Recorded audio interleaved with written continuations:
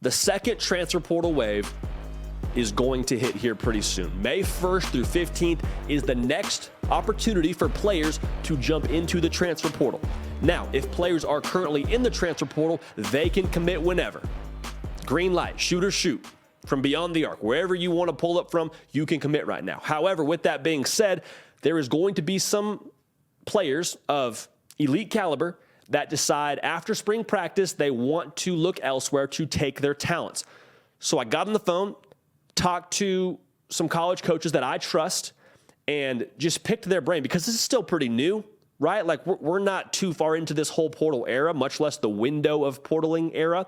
And I just asked him, what's going to happen here? Like, what is this going to look like? We saw the first window just be anarchy, portal combat, everybody and their mother jumping in the portal, going somewhere else. It was like NBA free agency times 50.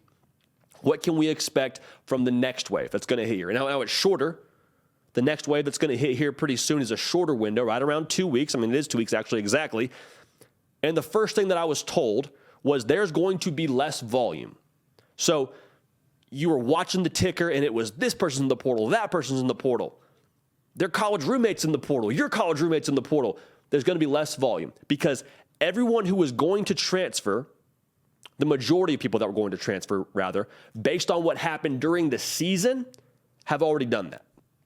If you transfer now, it's likely based on a couple of things happening in the winter and spring. It could be you're meshing with a new staff.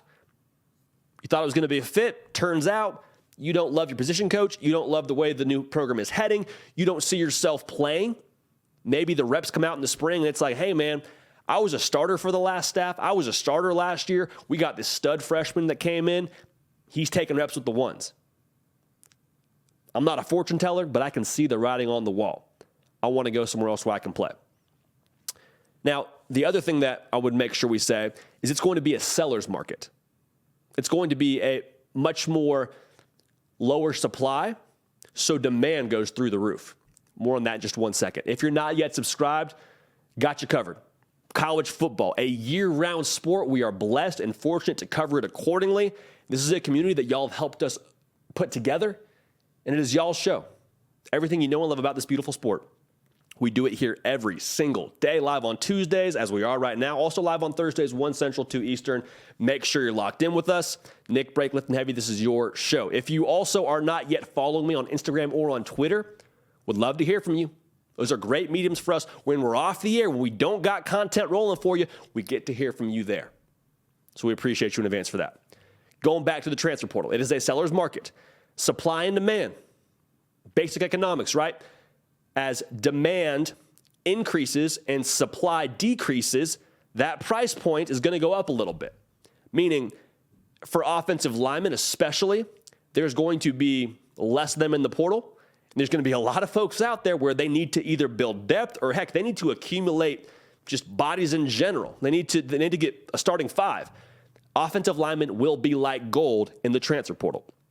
You saw Johnny Cornelius transfer from FCS school, Rhode Island, blew up in the portal, right? I mean, there was over 20 offers his first 24 hours in there.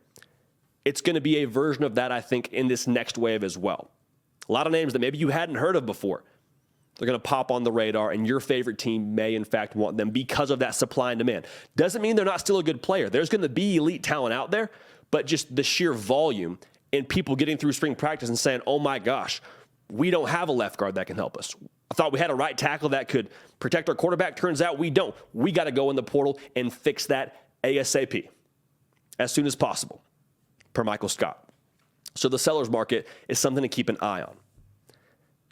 Last thing I would add, the teams that were players in the portal this last window rather, your Colorados took 20 plus, Auburn took double digits, Wisconsin double digits, USC double digits. Those teams that are very evidently trying to overhaul certain parts of their roster for whatever reason, whether it's new staff, whether they have weaknesses on a certain side of the ball.